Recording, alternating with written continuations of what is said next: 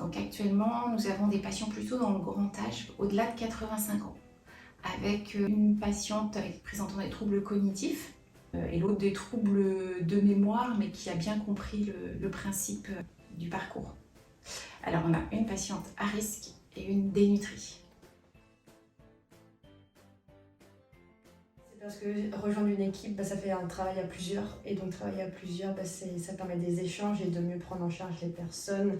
Il y a beaucoup de personnes déjà en tant que seniors et qui sont en dénutrition. Et moi je vois en prévention de chute aussi. Donc c'est vrai qu'avec la partie nutrition, ça fait un bon complément. Et avec un lien avec médecin et infirmière aussi et d'autres, c'est vrai que ça crée du lien et un échange et on se sent plus fort pour avancer, je trouve. La première patiente accompagnée de son fils, au début ça a été un petit peu compliqué, elle ne savait pas trop ce que je venais faire ici. Au fur et à mesure on a fait connaissance et hier j'ai réalisé du coup le bilan des 4 mois en lui posant la question qu'est-ce que vous avez pensé du parcours. Elle m'a dit qu'elle souhaitait me revoir.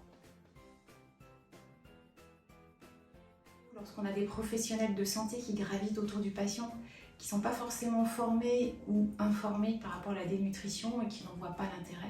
L'autre frein, c'est aussi en tant qu'infirmier, on a beaucoup de travail, on fonctionne avec un logiciel métier et aujourd'hui on ne peut pas intégrer ce parcours dans notre logiciel métier. Et c'est vrai que ça nous permettrait d'avoir des petits rappels ou pour pouvoir suivre au long cours et puis se souvenir qu'il faut reprendre le poids ou ne serait-ce que les constantes régulièrement.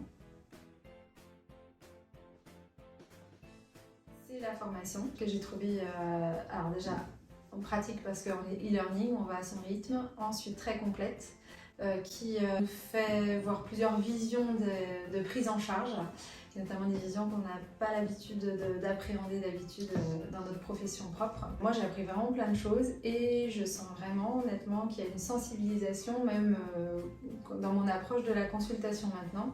Même pour des patients que je ne vais pas engager dans des notes, je vais aborder la problématique dentaire, je vais aborder la problématique par exemple de la force physique, etc.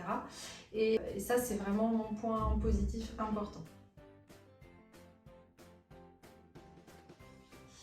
Alors les objectifs de départ avec une des patientes étaient finalement de plutôt prévenir la dénutrition, informer sur la dénutrition. Donc j'ai pu présenter l'outil Parade. Elle a bien adhéré, elle a trouvé ça très ludique et si besoin elle s'en servira. L'autre patiente c'est d'avoir des rythmes de repas réguliers et puis d'avoir un statut nutritionnel amélioré, ce qui est le cas maintenant puisque du coup les enrichissements naturels qui ont été proposés sont mis en place partiellement, pas tout le temps mais partiellement. L'idée, c'est vraiment de redonner goût et de montrer vers quoi aller.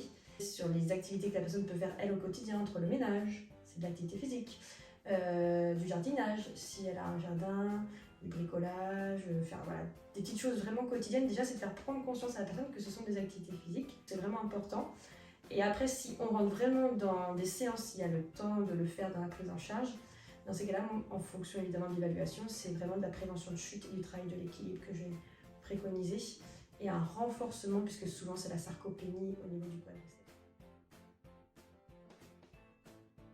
Alors la patiente qui présente juste des troubles de mémoire, elle était très contente qu'il y ait notamment un enseignant en APA qui vienne pour prendre du temps avec elle. Elle m'a montré comment elle pouvait remarcher, prendre son temps. Elle a eu l'impression qu'on s'occupait vraiment d'elle.